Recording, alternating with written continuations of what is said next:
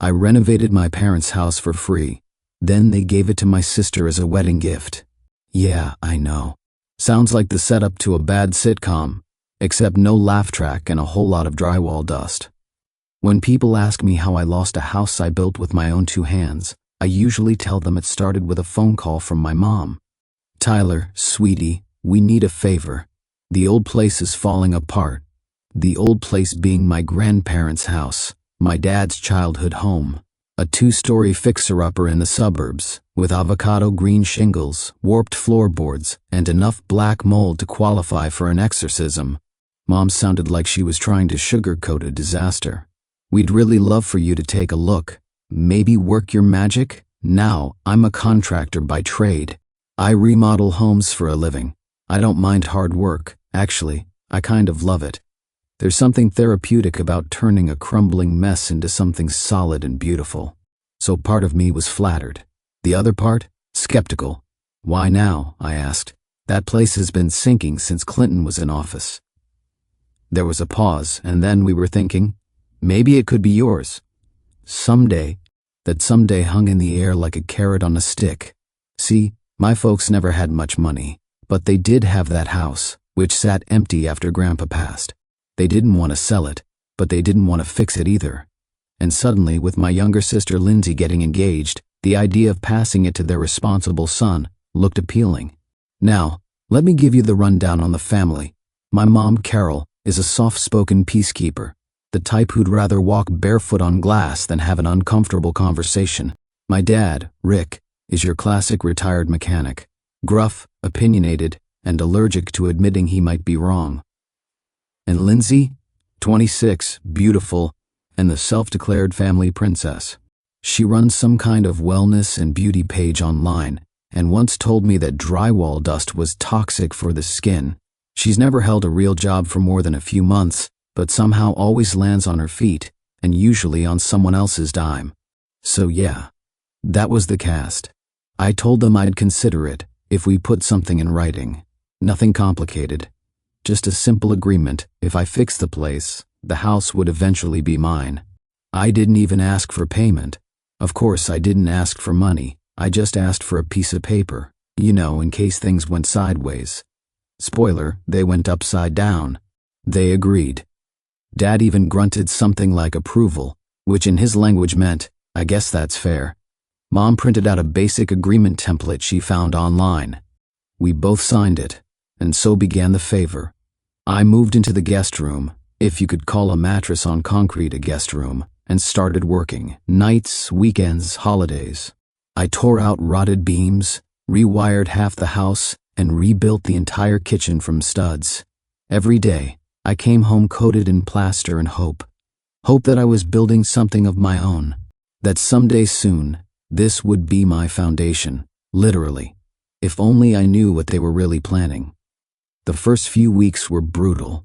I was tearing out insulation that smelled like dead raccoons, hauling debris in 95-degree heat, and wondering if I'd ever feel clean again.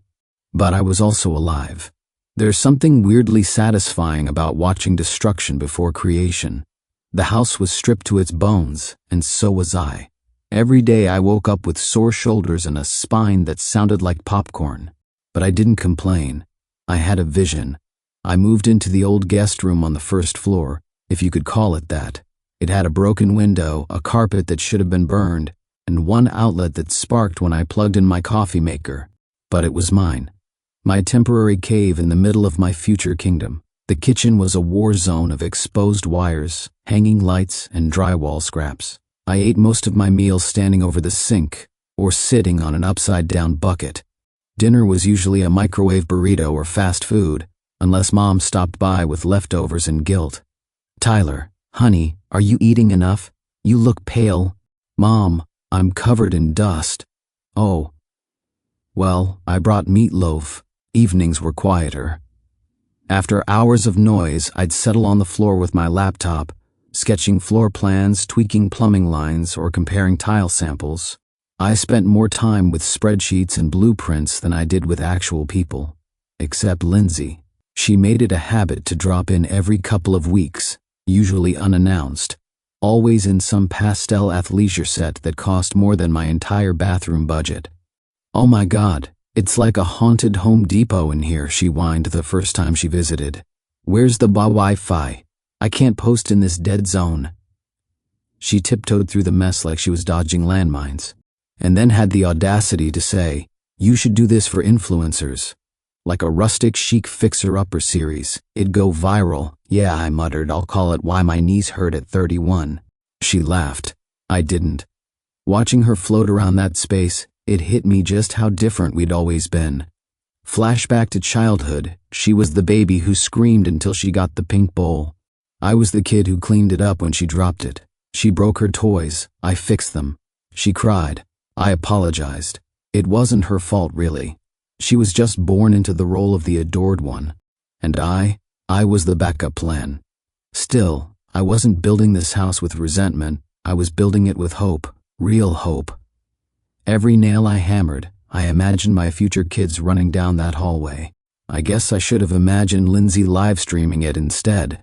But in that moment, surrounded by sawdust and potential, I believed I was building something permanent, something mine. 2 years. That's how long it took me to turn the sagging, moldy shell of my grandparents' house into something that could have been on the cover of Modern Home. And I didn't cut corners. New roof with energy-efficient panels. Custom kitchen with deep green cabinets and a marble island that made Mom gasp when she saw it. Refinished hardwood floors, 2 full baths, an open-concept living room with sunlight pouring through new floor-to-ceiling windows. Outside, I built wraparound porches, added a fire pit, and planted native shrubs and flowers that burst into color every spring. I even laid every brick in the stone pathway myself, by hand. And the best part? It felt like a home. Not just a house, my home. My parents came by more often now. They were proud, and made sure everyone knew it. Dad gave tours like he was selling real estate. Mom took selfies in every corner. Can you believe he did all this himself? She told her book club, "Our Tyler. Just wait until you see the laundry room." It was funny, a little exhausting, but I didn't mind. I liked seeing them proud. Lindsey was mostly absent from all of it. She popped in occasionally, always with some new designer bag and a story about a party or photo shoot or her boyfriend's beach house. She once said the kitchen backsplash felt very Instagrammable, which I think was a compliment, but I had bigger things on my mind than Lindsey's TikTok life. Emily. We met at a client site of all places. She was the lead architect, smart, sarcastic, beautiful in that effortless hair-in-a-bun, coffee-in-hand way. I liked her instantly. She liked that I actually read blueprints instead of pretending to. Our banter turned into coffee, then dinner, then long weekends. She came to the house often. We cooked together in the new kitchen, danced barefoot on the still smelling of oak floors. Once she rested her head on my shoulder on the back porch and whispered, "You built a life here." I smiled like a fool. "Maybe you could be part of it." She kissed me. We even joked about where the nursery would go. The small room upstairs that faced the morning sun, perfect for a crib and rocking chair. I started to picture it, all of it, not just the house but a family, a future, stability. For once my life wasn't on hold, it was happening, which made it all the more jarring when, over Sunday dinner, my parents said the words that cracked it wide open. "We've made a decision," Mom said, setting down her fork. I looked up from my plate. "About what?" They exchanged a glance, that weird parental glance you don't notice when you're 10, but now reads like code for brace yourself. Dad cleared his throat. "The house," he said. Everything in me went still. The table was set like we were hosting royalty. Mom pulled out the nice china, the kind with the gold trim that only showed up twice a year. Candles flickered gently in the centerpiece. A roast sat steaming on a silver platter like this was Thanksgiving. Except it was March, and something was off. Lindsey was glowing, like literal sparkle glow. She wore a white dress that might have passed for a rehearsal dinner outfit, and her left hand practically aimed at the ceiling with how often she casually adjusted her hair to show off the new diamond. "Look familiar?" she said, flashing the ring in my face. "Ben proposed last week. Bora Bora, sunset, drone footage and everything." I nodded, plastered on a smile. Congrats. It was a weird dinner. Everyone was being too nice. Even Dad was smiling like someone had bribed him with lifetime car oil changes. Then, after dessert, Mom stood and lifted her glass. "We actually have an announcement," she said. Lindsey beamed like she already knew. I leaned back in my chair, sipping my drink. "We're giving Lindsey and Ben the house," Mom said, voice light. "As a wedding gift." I laughed. Like, actually laughed. Not a chuckle. A full belly laugh. "That's a good one," I said, grinning. "You almost had me." No one else was laughing. Dad cleared his throat. "We're serious." The room shifted. My grip on the fork tightened. "You're what?" "It just makes sense," Mom continued, as if she were explaining why they changed their cable plan. "She and Ben want to start a family soon, and she can't exactly afford a place like this on her own." "She doesn't have to," I said slowly, "because she's getting mine." "Tyler," Dad rubbed his temples, "it's not like that." "Then what is it like?" I said, my voice sharper than I meant. "I spent 2 years rebuilding this place. Every inch. I gave up jobs. I slept in sawdust. You're a guy," Mom cut in gently. "You'll build another one. You have skills, honey. Lindsey, she needs a foundation. She needs Wi-Fi and ring lights." I snapped. "Not a house," Lindsey pouted. "Wow, rude. She's your sister," Dad said firmly. "Family looks out for each other." I stood up, chair scraping back across the floor like a scream. "You didn't look out for me," I said quietly. "You handed her what I bled for, what I believed in." Mom stepped forward. "We didn't mean to hurt you, but you did." And I walked out. My truck door slammed harder than I meant, and I sat in the driver's seat, hands shaking. Not from rage, not exactly. From grief. They hadn't just given away the house. They'd given away me, my sweat, my sacrifice, my time. Every nail I'd hammered while imagining my future, traded away like it was just plywood and paint. It wasn't even about the house anymore. It was about what it meant, what I gave, and what they gave away. I didn't sleep that night, not even a little. I sat on the floor of my tiny guest house, the one still filled with sawdust and old blueprints, flipping through every page of the agreement I made Mom and Dad sign 2 years ago. Just a simple document, something to make me feel like this wasn't all just on a handshake and a prayer. At the time, I thought it was overkill. Now, it felt like the only rope I had to pull myself out of this betrayal. And then I saw it. A clause buried near the bottom, in the smallest font known to mankind. Something my buddy Jackson, a lawyer who owed me more than a few favors, had insisted we add. I remember rolling my eyes at the time like, sure, throw in the legalese. It read, "All material improvements made by the contractor shall be either compensated at market value or remain his property in case of property transfer." I blinked, reread it. Then I sat back, heartbeat picking up.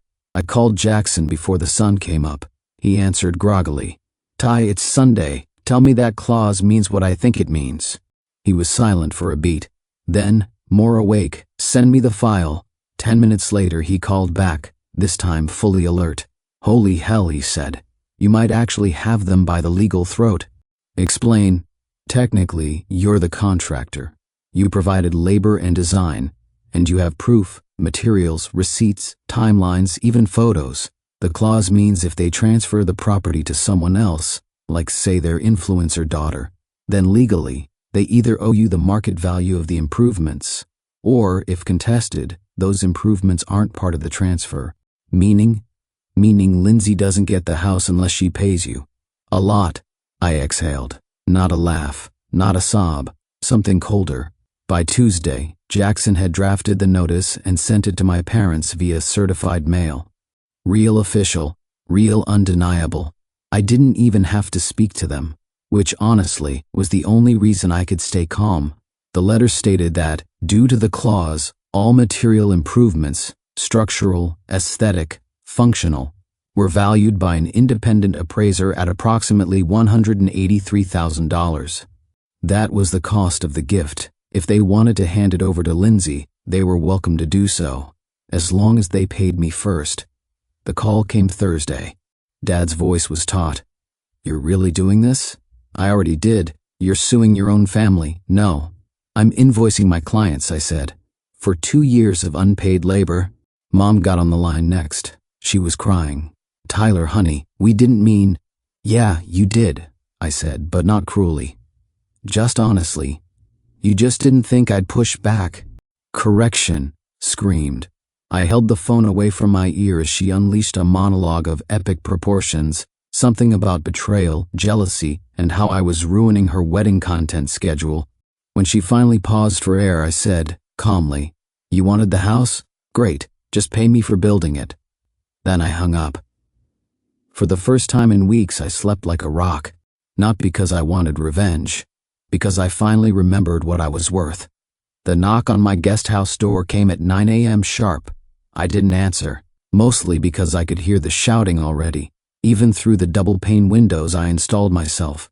"Tyler!" Lindsey's voice, sharp and high-pitched, pierced the air like a smoke alarm. "Open the damn door! We need to talk." She didn't mean we, she meant her, talking at me. I opened the door anyway. She stormed in, designer sunglasses on, hair perfect, fury practically glowing off her like radiation. Behind her were Mom and Dad, both looking 10 years older than they had a week ago. "We're talking," Lindsey said. "Now." I folded my arms. "All right, let's talk." What followed was less of a conversation and more of a Category 5 meltdown. "You blindsided us," Lindsey screamed. "You're tearing this family apart over some renovation." "It wasn't some renovation," I said evenly. "It was 2 years of my life. My sweat, my time, my money. You thought I'd just take it," I snapped. "Smile, nod, and keep building while you hand it all to her." "You're being petty," Lindsey spat. "You're jealous because for once I got something and you didn't control it." I laughed, not because it was funny, but because it was pathetic. You got everything, your whole life, every holiday, every birthday, every decision. I built one thing for myself, and you still found a way to put your name on it. Dad stepped forward. "Let's just calm down. Maybe we can figure something out like a family." "Like a family?" I echoed. "You mean the family that used me for free labor and then tried to gift wrap it to their golden girl?" Lindsey's eyes were wet now, but her tone stayed ice cold. "You're ruining my wedding. Andrew doesn't want to be involved in a lawsuit. He says this is toxic energy." "Then maybe he should marry a lawyer," I said. She gasped like I'd slapped her, but I didn't raise my voice. Not once. I didn't need to. "I built that house," I said. "Every inch. If you want it, pay for it like any other client." Mom looked like she was going to faint. Dad rubbed his temples like the pressure might crush him. "Please," Mom whispered. "Don't take this to court. Don't destroy your sister over this." "I'm not destroying anyone," I said. "I gave you options." "And what are those, huh?" Dad growled. "Simple," I replied. 1. Lindsey pays me the market value of the renovation. 2. You return the house to me. Or 3. You sell it, and we split the money fairly. Lindsey shook her head, muttering, "Unbelievable." "No," I said. "What's unbelievable is that you all thought I was the kind of person who wouldn't fight back." They left without another word. And for the first time, I felt something I hadn't in weeks. Control. It wasn't revenge. It was justice. It had been a few years since the dust settled, and things had changed, in ways I hadn't expected. Lindsey and Andrew never got married. It turns out, once the drama settled, they realized they didn't have much in common after all. They got divorced a year later. I didn't see much of her in the aftermath. Not that it bothered me. She still had her social media life, her filters and her followers, but the real world had a way of catching up with her. Mom and Dad had downsized. They'd sold the last of their possessions, the things they'd hung on to for years. They moved into a small apartment not far from me, but it was obvious. They were no longer the people they used to be. The house they'd once been so proud of, the one that had meant so much to them, was gone, and it seemed like they had lost a bit of their identity with it. It was a Sunday evening when they invited me over for dinner, the family dinner, the same dinner we'd all sat around so many times before everything went sideways. They'd asked me to bring Emily. She was my partner now, and they'd gotten used to the idea of her being in my life. But that didn't mean everything was normal. The moment I walked in, I could feel the tension. Mom had made the same lasagna she used to make every Sunday, and Dad was fussing over the table, just like old times. But it wasn't the same. Everything felt off, strained, like we were all playing roles in a drama no one had really signed up for. "Tyler, Emily, welcome," Mom said with a forced smile. "It's been too long. Good to see you, son," Dad added, his gruff voice thick with unspoken things. Lindsey was sitting at the far end of the table, picking at her food. She hadn't changed much, still the same old Lindsey, but there was something about her now, a hollowness that wasn't there before. I couldn't help but wonder if she regretted it all. But then again, maybe not. Emily sat next to me, her hand brushing against mine under the table. She could feel the tension too. She didn't say anything, but I could tell she was taking it all in, waiting for me to make the first move. The conversation stumbled along, awkward and polite. Then, almost out of nowhere, Mom asked a question that lingered in the air. "Tyler," she said softly, almost hesitant, "do you ever miss the old house? The one you worked so hard on?" The question hung there, waiting for an answer. I looked over at Emily, who gave me a small, understanding smile. I wasn't sure if she was ready for the answer either. I took a breath and looked around the table.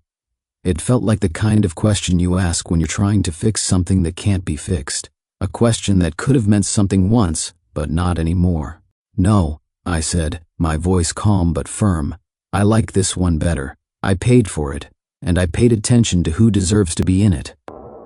The room went quiet. It wasn't a harsh statement, but it was honest. And sometimes, honesty cuts deeper than anything else. Mom's eyes softened, but she didn't say anything. Dad just nodded, as if he understood. Lindsey didn't speak. She just looked down at her plate, her fingers tracing the rim of her glass. We finished the meal in silence, the kind of silence that says everything without anyone having to say a word. It was clear we weren't the same family anymore. We'd been through too much to go back, but maybe that was okay. Maybe it was time for all of us to move forward, in our own ways. As I left that night, walking hand in hand with Emily, I realized something. You don't get to choose the family you're born into, but you do get to choose the family you build. And this one, the one I had now, was the one that mattered. The house wasn't just a house anymore. It was a symbol of everything I'd built, everything I'd earned, and everything I had fought for. And this time, it was all mine.